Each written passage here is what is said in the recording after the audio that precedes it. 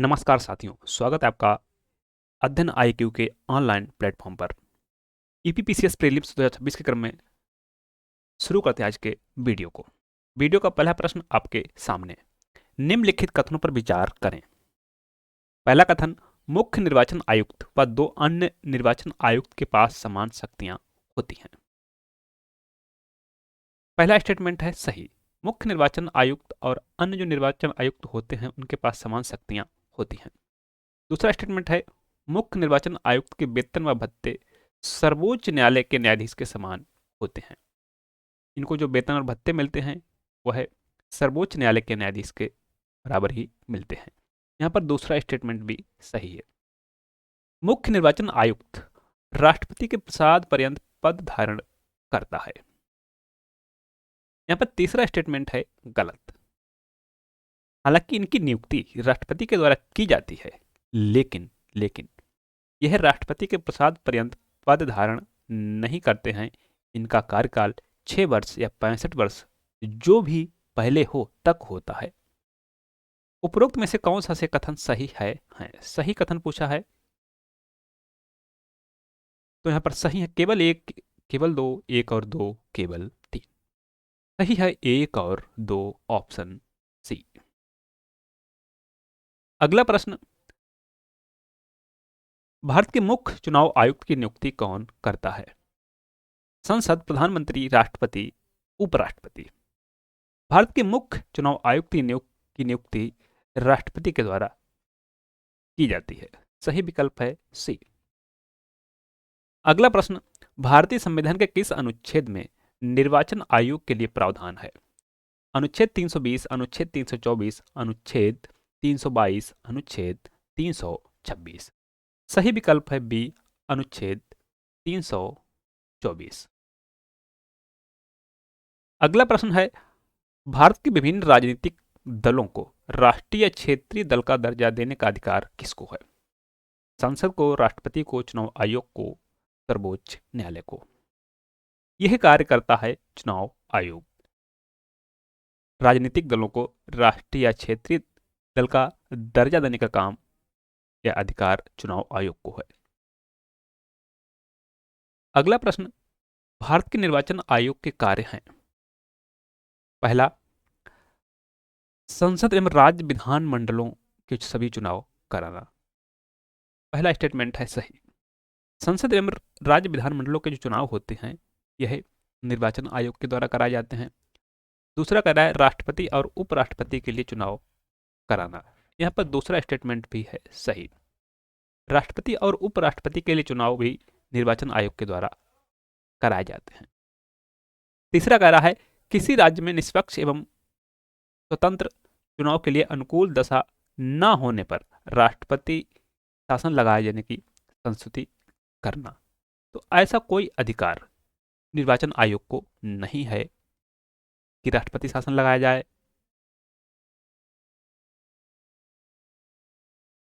चौथा है निर्वाचन सूचियां तैयार कराने के कार्य का निरीक्षण, निर्देशन एवं नियंत्रण। यह कार्य निर्वाचन आयोग के द्वारा ही कराया जाता है। चौथा स्टेटमेंट है सही।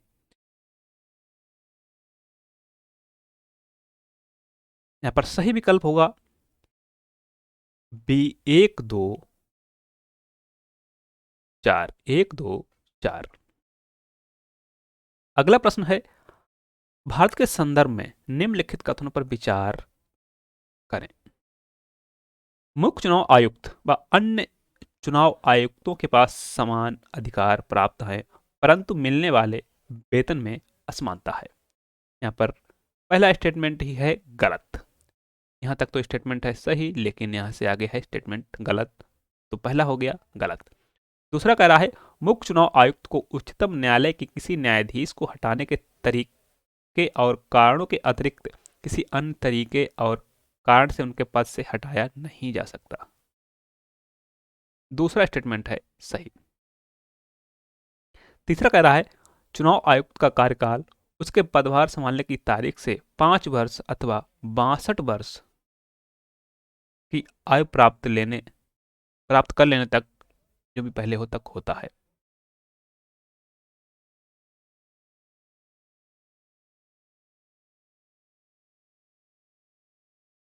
तो यहाँ पर जो तीसरा स्टेटमेंट है ये भी है गलत। इनमें से कौन कौन से कथन सही हैं? सही कथन पूछे हैं। अब यहाँ पर जो सही है वो है केवल केवल दो। तो यहाँ पर तो है नहीं, तो हम करते हैं इसको ऑप्शन बी।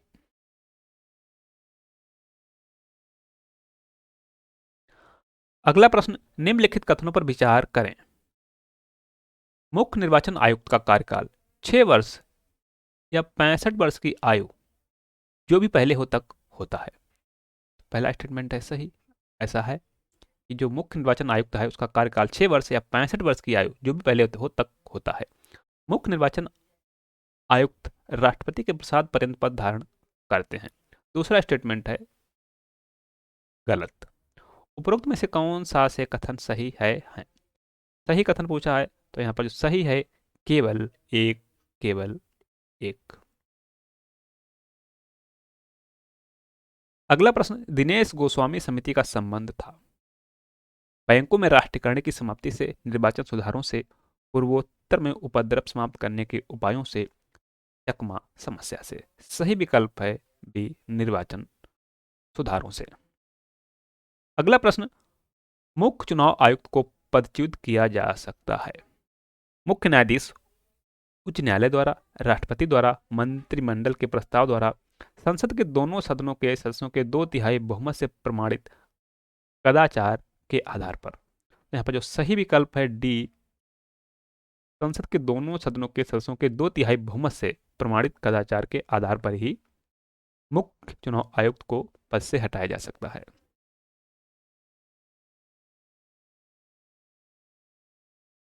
अगला प्रश्न, निम्न निम्न में से किसका संबंध चुनाव आयोग से नहीं है? चुनाव की अधिसूचना जारी करना का तो है, चुनाव चिन्ह का बंटवारा करना का भी है, चुनाव की वैधता का निपटारा करना, चुनाव शांतिपूर्ण ढंग से संपन्न कराना, डी भी है।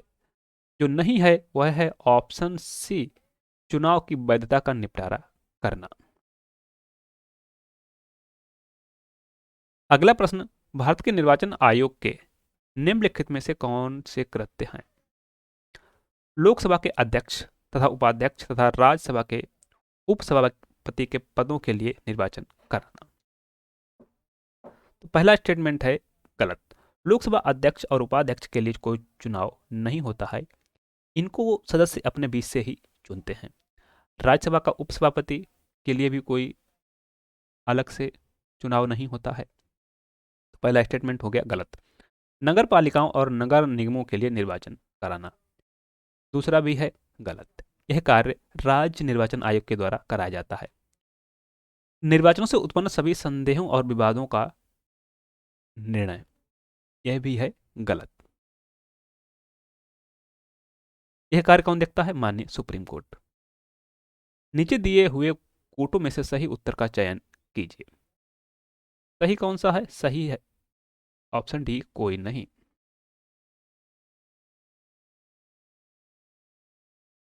अगला प्रश्न, निम्नलिखित कथनों पर विचार करें। भारतीय निर्वाचन आयोग के मुख्य निर्वाचन आयुक्त को उच्चतम न्यायालय के न्यायाधीश के वेतन के बराबर वेतन का संदाय किया जाता है। तो पहला स्टेटमेंट है सही। भारत के मुख्य निर्वाचन आयुक्त का कार्यकाल पदभार ग्रहण करने की दिनांक से 6 वर्ष की अवधि या 65 वर्ष की आयु जो भी पहले हो तक होगा। तो ऐसा ही है। दूसरा स्टेटमेंट है सही। मुख्य सॉरी कोई निर्वाचन आयुक्त किसी भी समय मुख्य निर्वाचन आयुक्त को संबोधित स्वहस्ताक्षरित लेख द्वारा अपना पद त्याग सकेगा। तीसरा स्टेटमेंट है गलत। ये किसको सौंपेगा? प्रेसिडेंट ऑफ इंडिया को, ना कि मुख्य निर्वाचन आयुक्त को। उपरोक्त में से कौन सा से कथन सत्य है? सही कथन पूछा है। जो सही है वह है एक और दो। एक और दो ऑप्शन डी। अगला प्रश्न है, निम्नलिखित में से कौन सा आयोग भारत के संविधान के एक अनुच्छेद के अंतर्गत सुस्पष्ट उपबंध के पालन में गठित हुआ? विद्यालय अनुदान आयोग, राष्ट्रीय मानव अधिकार आयोग, केंद्रीय सतर्कता आयोग, निर्वाचन आयोग। तो यहाँ पर जो सही है वह है ऑप्शन डी, निर्वाचन आयोग, आर्टिकल 324।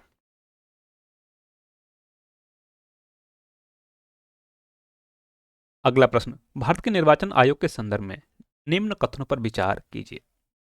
पहला कथन है, भारत का निर्वाचन आयोग 5 सदस्यों की संस्था है। फर्स्ट स्टेटमेंट इज रॉन्ग, 5 नहीं बल्कि 3 सदस्यों की। निर्वाचन आयोग आम चुनाव तथा उपचुनावों के प्रवर्तन के कार्यक्रम का निर्धारण करता है। पहला स्टेटमेंट है सही, सॉरी दूसरा है सही, पहला है गलत। निर्वाचन आयोग मान्य राजनीतिक दलों के विभाजन विलयन संबंधी विवादों को सुलझाता है। तीसरा स्टेटमेंट है गलत। भारत का निर्वाचन आयोग नवीन पंजीकृत दलों को चुनाव चिन्ह प्रदान करता है। चौथा स्टेटमेंट है सही। ऊपर दिए गए कथनों में से कौन सा सही नहीं है? सही नहीं है पूछा है, जो सही नहीं है 1 और 3, 1 और 3, 1 और 3 ऑप्शन ए। अगला प्रश्न, निम्नलिखित कथनों पर विचार करें। पहला कथन है, 1950 से 15 अक्टूबर 1989 तक निर्वाचन आयोग एक सदस्यीय निकाय के रूप में कार्य करता था। तो ऐसा ही है, यह पहले एक सदस्यीय निकाय के रूप में कार्य करता था। मत देने की आयु 21 वर्ष से घटाकर 18 वर्ष 1989 में की गई। दूसरा स्टेटमेंट है सही। इसके लिए एक संविधान संशोधन किया गया था, 61वां संविधान संशोधन 1989 में। इसके द्वारा मतदान की आयु लोकसभा और विधानसभा के लिए 21 वर्ष से घटाकर 18 वर्ष कर दी गई। उपरोक्त में से कौन सा से कथन सही आए हैं? सही कथन पूछा है, यहाँ पर जो सही है 1 और 2 दोनों। थैंक्स, मिलते हैं नेक्स्ट वीडियो में। तब तक के लिए आप चैनल को सब्सक्राइब कर लें और बेल आइकन को प्रेस कर लें, क्योंकि हम ऐसे ही प्रश्न आपके लिए लाने वाले हैं, उपलब्ध कराने वाले हैं आपको। मिलते हैं नेक्स्ट वीडियो में, तब तक के लिए धन्यवाद। जय हिंद।